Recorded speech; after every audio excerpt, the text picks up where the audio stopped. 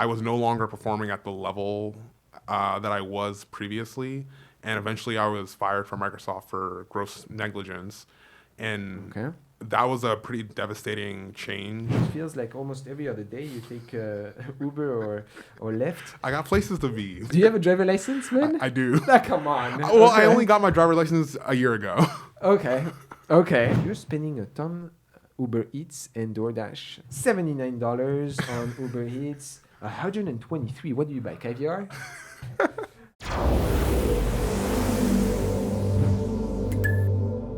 Welcome to Finance Action. My name is Romain, and together we'll dive into someone's personal finances, learning from their stories and taking action towards their financial future. Follow me along as we discover the story of Emeke. Emeke, how are you doing today? I'm doing fantastic. I'm so excited to be here. Awesome, great to hear. So let's look at your profile. Emeke, you are 28 years old, originally from Atlanta, but currently live in Seattle. You work as a software engineer and also as a model. Yes. Right? Awesome. So as always, we like to start this show by looking at the way you've described your financial situation, so your perception on your finance, from chilling to Mayday. You've rated yourself as I'm okay. Yes. Which is good to hear. And so I want you to tell me a little bit more about your story, Emeke. So both of my parents are originally from Nigeria. Okay. And so I'm a second generation immigrant, and my parents are also divorced. And so my dad works as a cardiologist, and Nice. He always made a really high salary growing up. And I only spent summers with him, but growing up, I saw him spend money very, very lavishly because, if you're making literally $40,000 a month, Wow. Yeah. whatever you spend on food or clothes is still feels like marginal. And then on the other side, I grew up primarily with my mother, who is a nurse practitioner, and she raised me and my younger brother.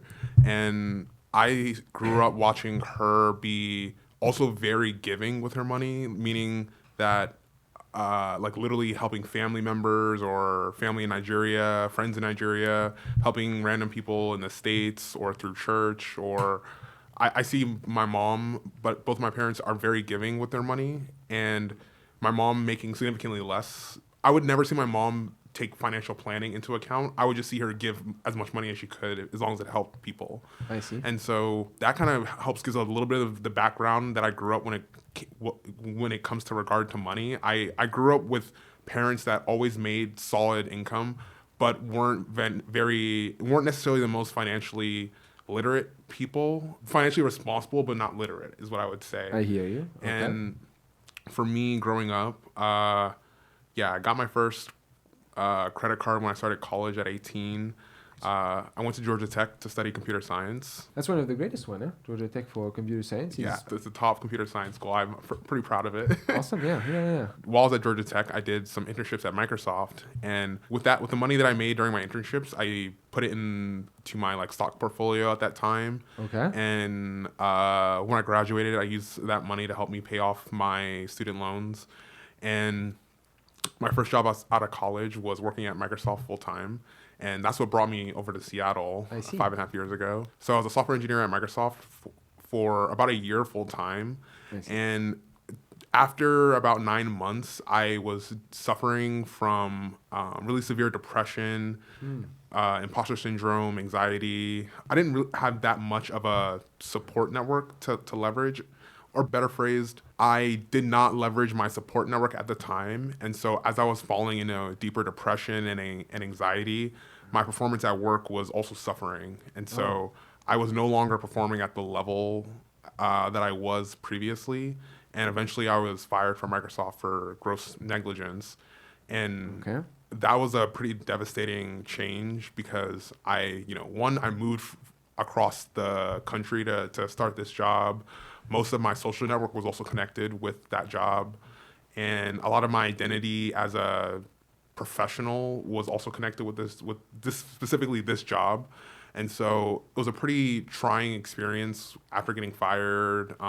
Initially, I lied to friends and family about how my tenure at Microsoft ended. But eventually coming more out into the light, it took me a year to get back into the tech industry. And during that year I started to volunteer at a lot of local nonprofits. I did a lot of campaign organizing and worked on some political campaigns in the area. Okay. And that was also the time when I first started to try modeling and artistic endeavors. Awesome. And at the end of that year, I was living off purely just my savings. And so I was living off of my savings from my internship, from my 1 year of being full-time, and also living off of the stock money that I had been granted from my signing bonus at Microsoft. Yeah. And to kind of explore that a little bit more, because I think it's interesting. Yeah. So another layer of like the devastation that I felt when I lost that job, I also felt like I lost out on a big part of my financial security and my financial future, because when I was hired at Microsoft, I was given a stock grant of approximately $275,000, which means that, let's say that the stock price for Microsoft was $100 on the day I was hired. Yeah. That means that the day I was hired, Microsoft essentially reserved 27,500 units of Microsoft stock for me to have. And I got a quarter of that, which was a humongous additional income and also allowed me to be unemployed for a year. But if I had stayed at Microsoft on that trajectory, that $275,000 would have been worth over $750,000 at this time without trading it or moving the accounts. Without having done anything, I would have an additional $750,000 to my name this day. But I don't have it. Yeah, missed maybe on that grant, but course of life, right? Yeah. But what do you do today then? Yeah. So what's brought me from being at that point to being okay? I've had a few more years working as a software engineer, and now I'm employed as a senior software engineer at Eventbrite. Awesome. And I really, really love my job. I'm an owner of the homepage and all of the searching and browsing for Eventbrite, and I've started to make additional income through my modeling work. Okay. So I'm getting additional income either from photographers, clothing brands, or digital marketing companies. That security from my job has really helped me feel a bit more financially secure, and I feel okay because I know that I can pay all my bills on time. Where I have a lot of room for improvement is that even with my salary, 2 or 3 months without a job would still be financially devastating for me. Mm-hmm. And I want to have a bit of a nest egg just in case anything bad happens. I also want to feel as though if an emergency happens, either to me or to someone close to me, I want to feel secure and not being ruined by helping address any financial emergencies that might pop up. Okay. Well, thank you very much for bringing you into your story, Emeke. You have a very interesting profile, as we'll be discussing into the subsequent sections, from a high-income individual. But sometimes, having a high income doesn't mean that you have always all your financial in the perfect row. And we'll be discussing this topic right now as we move into our next category, which is income and assets. Starting first with income, Emeke. How much are you making per year? Yeah, my salary is $162,000 a year. Okay, and that is pre-tax, right? That is pre-tax. Okay. Yes. On top of that, you mentioned that you make money of modeling as well. Mm-hmm. Yeah. How much would you say you make per month on that on top? Approximately $200 a month. $200 a month? Okay, so that brings you to a yearly net of $115,000 or $9,600 per month net. How does that sound? That sounds about right. Okay, so as you may imagine, at such high salaries and high performance, you are far, far above the median in the United States for your age, which is at 51,000. Oh, wow. So, you more than triple that amount. But again, it comes as well with probably a lot of concessions and work. I mean, not everybody can get to those positions. So kudos to you again on striking such high salary. Thank you. Let's move on to some of your assets. So again, thank you for providing us with some of your statements here. As a review, you currently own a couple checking accounts with balances at $250 for one, $1,300 for the other, and 2,500 for the other. So that sums your pretty much amount on your checking accounts to about $4,000. There's one more account. There's the savings account with 6,500. Oh, okay, good to note. Perfect. And do you own as well any investment accounts? Yes, I do have a Robinhood brokerage account.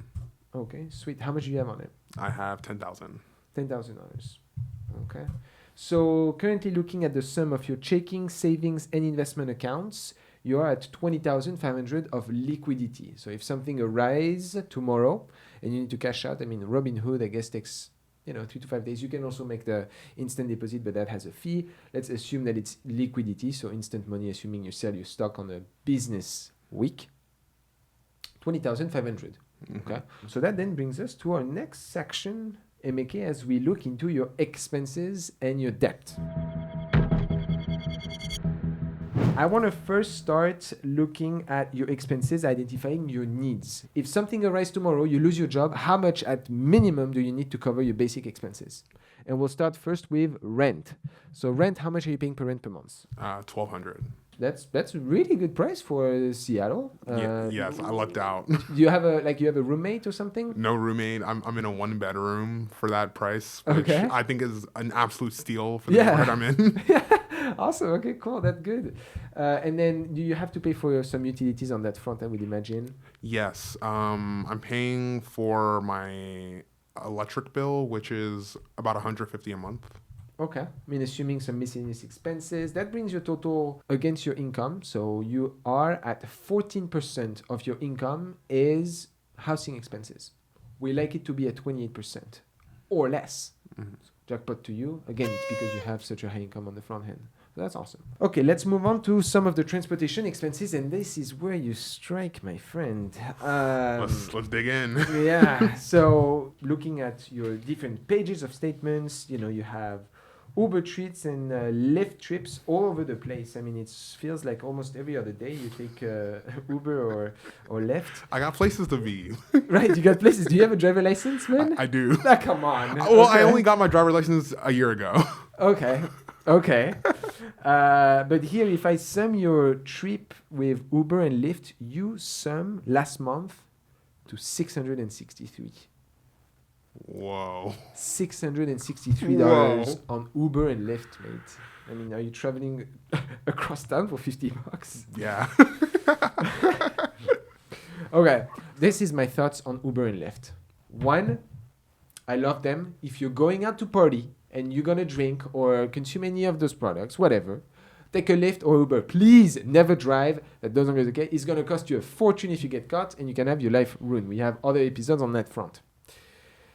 For daily transportation, Uber and Lyft, it doesn't bring you the best return. I mean, let's be frank. It's great. You don't have to think about keeping maintenance on the car, insurance, gas, and so on. But financial-wise, I mean, it's definitely not the best recommendation. I mean, especially in your case.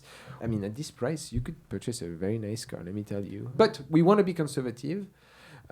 Because of the rest of your spend and your debt. So transportation right now, I'm going to put 0 and I'm going to put the rest into the wants category. Wants refer to expenses that today you do not need, but they are good to have. So you spend a bunch on those transportation when you could find another path, either public transportation, which may not be the most convenient or the most time efficient given your high income, but a car could be a good outcome. Okay, Let's move on from that. Looking at some of the rest of your expenses, food is also one of your passion, it appears. And not only in restaurants, you're spending a ton Uber Eats and DoorDash, and for a high ticket price. I mean, $79 on Uber Eats. $123. What do you buy? Caviar? No, but you gotta get more than one meal. I see. Yeah. Oh, I see. Because I mean, those are on like. One day is $324 Uber Eats. What do you spend morning, lunch, and breakfast on it? Basically, yes. No. Lunch and dinner, sorry. Oh, really? You yeah, do that? Yeah.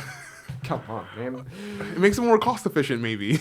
Yeah, I mean, okay. I mean, I guess if you factor the time that it would take you to go to the grocery store, but I mean, this is definitely one of your big financial ruined to a certain extent because you're going high on this. You're not taking a subway when you go to Uber Eats either, you know. It's like it's sushi every day. Sushi and caviar. You Yeah, know how there it you is. How much would you say is the minimum that you can live on per month? Okay, good question. I would conservatively say 800 a month. Wow. Okay, that's generally on the upper hand. We like to, for the most part, you know, one individual, one person. We like to think about $100 a week. You know, so you're already on the upper hand. Again, you know, it's just a different I life. do want help with reining in my food budget. But like, how do I do that while still accounting for like eating out maybe once or twice a week? That's right. So here, and good question. So here I am identifying your needs, meaning shit hits the fan. You're not going to eat sushi at Uber Eats. No. I'm accounting for the fact that you want to go out in your wants, and I'm okay with that. Okay. Because I am not going to say, Emeke, forget about dining out. You're done. You're not spending an amount trip on Uber. You're not going out on vacation. That doesn't work. It's not realistic. You're not gonna do it. You're gonna lock yourself in your apartment and stay there. Exactly. No, come on. Like that doesn't make sense. Nobody's gonna follow that. It's not sustainable. Okay, cool. All right, that's fine. We'll be looking into that as we think together about how to put a budget for you. Okay. Okay. So you travel quite a bit as well, Mm-hmm. right? I mean, here I see a ton of expenses going to Costa Rica, which seems to be pretty nice last month, right? Yeah, I took a vacation. Okay, that's cool. That's fair. You know, it's good to take a vacation, but not when you have $12,000 or more on credit card debt. So looking at your credit card debt situation here, Emeke, you are at 11,476. However, on the positive side, last month I saw that you put 12,500 in to pay it back and $7,400 out, which means that you've reduced drastically your balance already from last month. Yes. Good. Your interest rate on the card, I believe, is 24.5%. Ooh. That means that your monthly minimum payment on it, as we looked into the document, is $1,300 for it, which seems, to be honest, like a pretty high minimum payment. Yeah. But surprisingly, other than some of your trips, for the rest of entertainment, you're not going out that much, huh? Mm-hmm. Not anymore? Yeah, no, I've been sober for the last 6 months. Nice. Yeah. Okay. So I'm not spending as much money on clubs and bottle service and whatnot. That's awesome. Okay, you used to spend quite a bit on it? Oh yeah. Oh, really? Yeah, I would say I probably used to spend 200 or $300 a month or a week. A week? Yeah, Wow. $200 a week on alcohol and club fees and things like that. What was the switch that made you say, I'm done with this? Did something arise? For me, I decided to quit drinking just to improve my mental health, and Okay. because if I drink one drink, then I'm gonna feel negatively impacted for the next 4 or 5 days. Oh. And if you're drinking every day, that effect gets compounded on top of itself. I So see. for the best thing for me personally was just to quit, so that way I could have a lot more room to focus on my mental health and my career health and I love it. even Yeah. my art and things like that.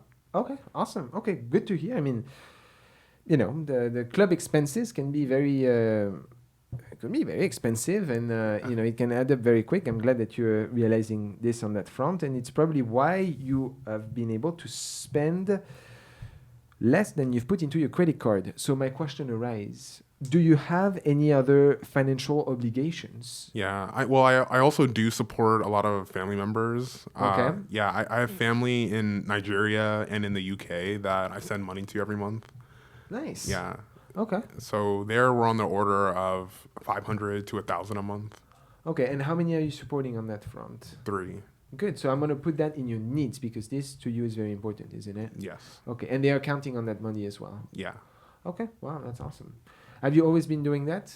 For the last 9 months plus, yeah, it's almost a year. Wow. Okay, cool. I mean, yeah, I guess it's fairly frequent, right, for people to send back money to families. Yeah, because I have one family member in Nigeria. My cousin, he has 2 kids. Okay. He has an infant and a toddler. Oh, okay. And he's able to work, but unemployment is like 75% in Nigeria. So a lot of people don't have like stable income. And then the average income for a job in Nigeria is about 200 a month. Ooh, yeah, wow. and a bag of rice is $50. So it's really hard to make a living. Oof. Okay. Yeah. Okay. Well, glad that you're helping your family out with the money that you're making here in the United States. Awesome. All right. So Emeke, do you have any other obligations? Oh yeah, I almost forgot. I have 2 student loans. Okay. I have 1 private loan that's $23,000. $23,000. Okay. How much interest rate do you pay on this? 13.5%. Woo. Okay. That's Yeah. that's pretty steep for a private loan. It seems to be on a variable interest rate. So what happened here? When did you pick that up? When I first started at Georgia Tech, I took private loans because I didn't know about qualifying for government loans. Oh, I see. Okay. When you take a loan, 95% of the time, do not take variable interest rates. Do not. It's very rare. It's on rare cases that you would take that. Why not? Because variable interest rates can go up and down by its nature of the definition based on the overall Federal Reserve interest rate set by, for the country in general at the time. So what that means is that when interests are high, which is like right now, well, you're getting screwed because you're following the same as the country, right?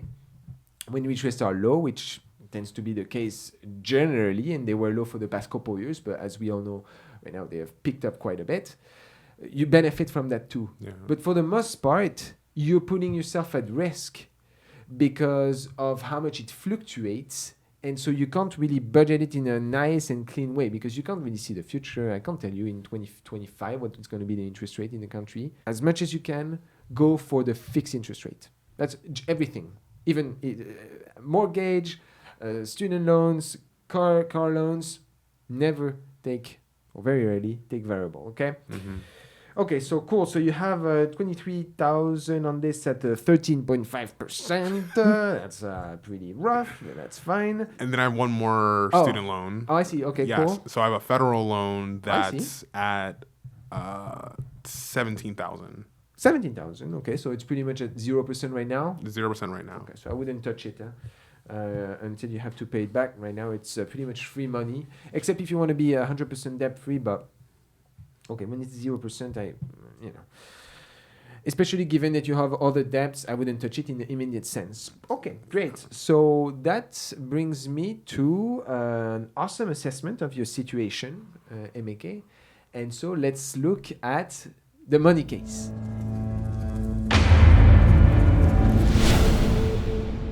And we are back for the money case as we look into the situation for our friend Emeke. In this case, Emeke, I want you to visualize the amount of money that you are paying per month on interest. Mm-hmm. All right, I can see it. It's okay. You can open your eyes, mate. So, because of such a high amount of credit card debt that you have, high comparative to the rest of the population, not particularly high for your income, but it's almost $12,000. You're paying, combined as well with your interest rate for your student loan, $388 a month. Ouch. So this is money that is being thrown to the garbage every month, just because of some of the financial decisions and the way you're moving around your money. This is a car payment for your lease, for what you're looking for in a car. This could be potentially some of the dine-out experience that you're wanting, that you've identified almost as a need. Okay, and together, I'm gonna provide you with a plan on what I believe is the most adequate, per my opinion, if I was in your shoes, to get out of this situation. Forget about this money that you're just pretty much spending on banks for no reason when you're making such a high income. So let's get you out of this, okay? Yes, thank you. So looking at your needs, and that includes rent, communication, some of the food component, some personal care, a little bit of entertainment, with your obligations to contribute in your family in Nigeria, as well as some of your minimum payments on your student card and credit card. Okay? Your needs today sum to $4,700 a month. So this is the amount of money, if something hits, that you will need to sustain your current life. Okay? Without going in crazy into some of your, non-necessary costs with all the restaurant situations, the dining out, and the transportation. Okay? So I want you to keep this amount in mind. This is, to the point, 50% of your income, which is exactly where you want to be. And that is because you don't own a car. Once you own a car, I want the car that you're going to get to be less than 15% of your income. Okay? In this calculation, you should include your car payment, the gas, and your insurance. That should be less than 15%. Okay. But overall, in new needs, I wouldn't touch much because you don't have crazy amount of expenses outside, and a lot of which also is going right now towards some of your minimum payment obligations, which we want to push out and get them out of the way. Okay? Where you spend a ton of your money is on your wants, as we've discussed here. And I'm going to provide you with an amount that I think is reasonable for you. Earlier in your needs, we've accounted for $400 of food, $100 a week. That is for your basics. You're making great income. I still want you to be able to go eat outside. It's fair. I'm giving you an extra $400 for your food. Okay. Okay? So you still can go out. But don't strike me every day with Uber Eats. Okay. All right. Don't eat out every day. Don't eat out every day, please. The other situation that I'm asking you to is I'm also allowing you in your wants about $400 a month for your transportation and trips. Okay? Okay. So that includes if you need to go somewhere, if you want to go out. It's just entertainment and trips in general, and about $150 for others. So that brings your total per month on how much you can spend on your wants, not your needs, to $1,000. Okay. That's it. So what does that leave you? That leaves you every month, you should be able to save $4,000. Is how much I want you to save per month. $4,000. That's about 40% of your income. Because you have such a high income, this is going to allow you to pay your debt pretty fast if you play the game right. Okay?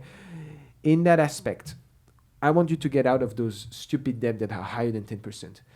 Right now, on average, the S&P 500 invested, so on your Robinhood, if you invest into the ETF or the fund on it, it historically returned about 10% a year, right? So any loan that is higher than that, you're losing on an opportunity to make money investing correctly, generally fairly safe. However, I would never advise someone to carry a loan that has 8 or 9% interest. And, I would take care of that. But you are such high loans on your credit cards at, I can't remember, 25% on your credit card, 14% on student loan. Let's get this out of the way. So that extra $4,000 a month, I want you ASAP to pay your credit card. This should be your priority number one. So next time you think about Uber Eats or Lyft or whatever of those non-necessary expenses that you can find another way, forget about that. I don't want you to touch that until you pay your credit cards. You have a little bit of a budget. I'm not cutting you off 100%. But just be more mindful on it, okay? Be just very mindful. You can't spend 120 every other day on this. Maybe a little bit less, but just be mindful on this front. Okay. That means that normally, in 3 months, you're out of your credit card debt. You're out of the game. That's it. Credit card no longer exists. Do not take any more credit card debt in your life.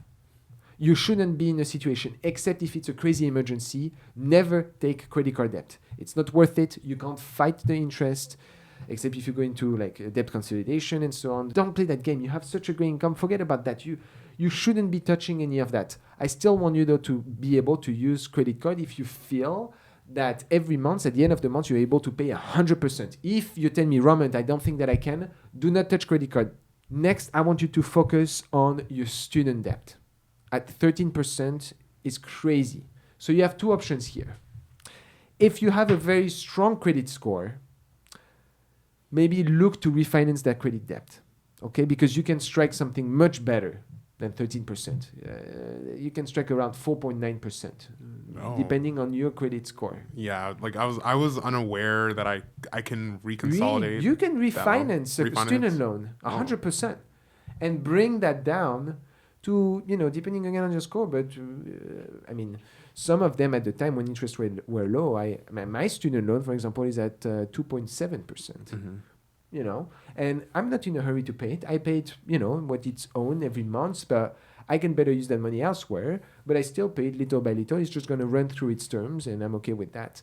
But for you, either you pay it back, which is going to take you an extra 6 months, or you refinance. But if you refinance, don't tell me that you refinance to invest that money else into, all of those BS expenses. Invest it either towards contributing toward an emergency fund, okay? And in that case, what I recommend for you to build on your emergency fund is 3 to 6 months of basic needs. New needs are at, $4,600. Let's round it to $5,000. So 3 months, you need $15K. 6 months, you need $30K. So for you, I want you to build a $25K layer, a $25K minimum cushion. But at $4,000 per month of saving, it's going to come fast, dude. It's going to come very fast. So pay your credit card.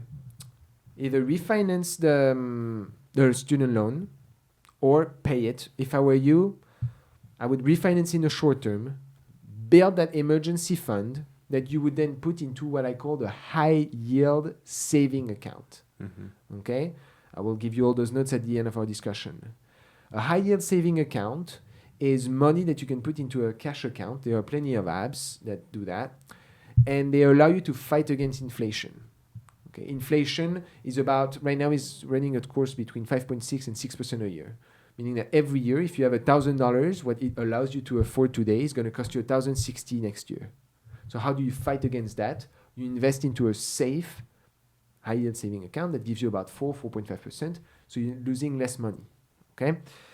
And in that situation, in the meantime, because, you have a ton going on for you, so I'm explaining my different thought process, get a damn car. Get a damn car. I can't say it differently.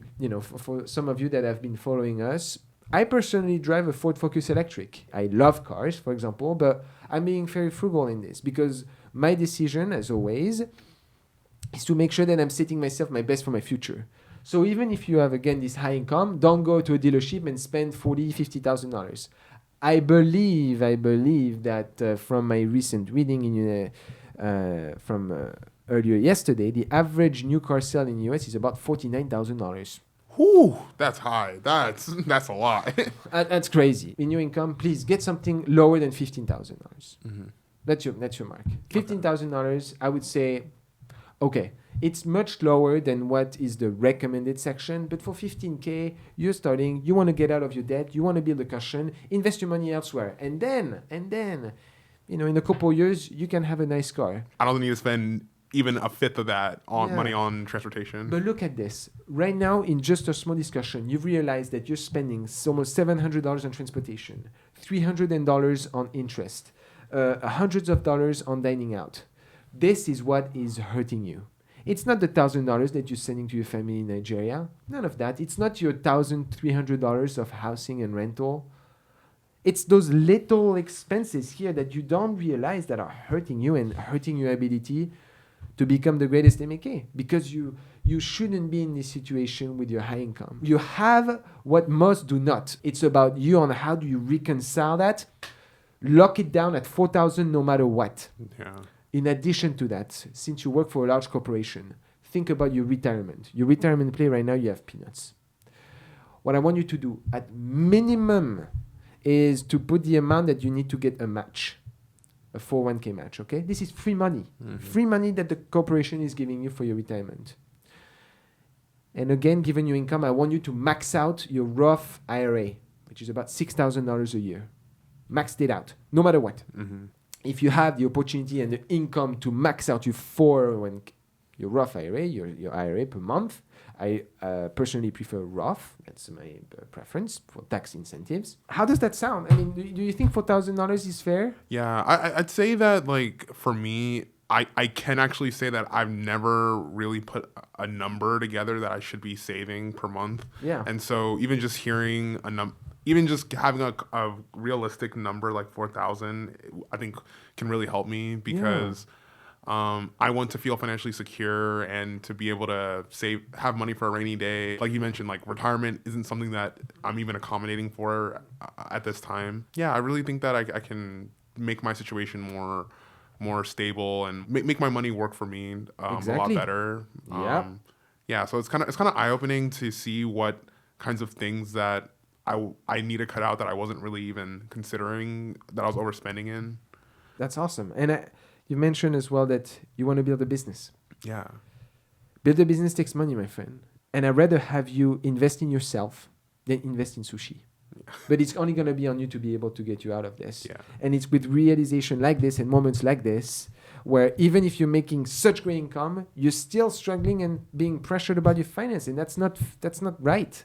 That's not right. So get yourself out of this. Yeah. Okay?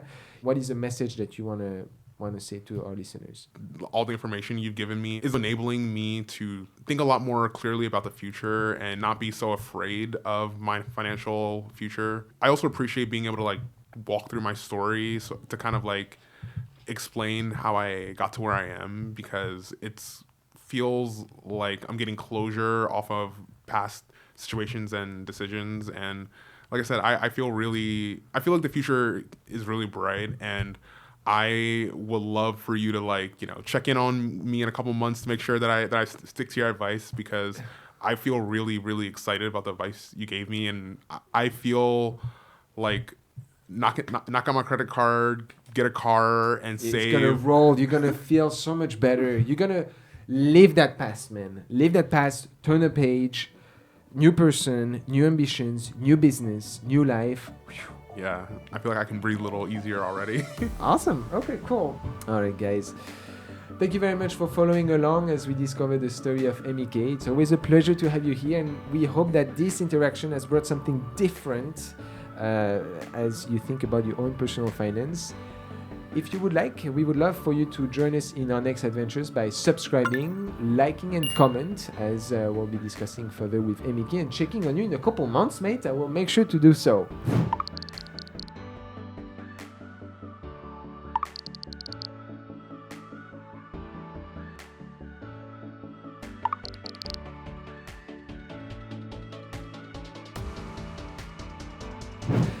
Thank you all again, and have a great rest of your day. Take care.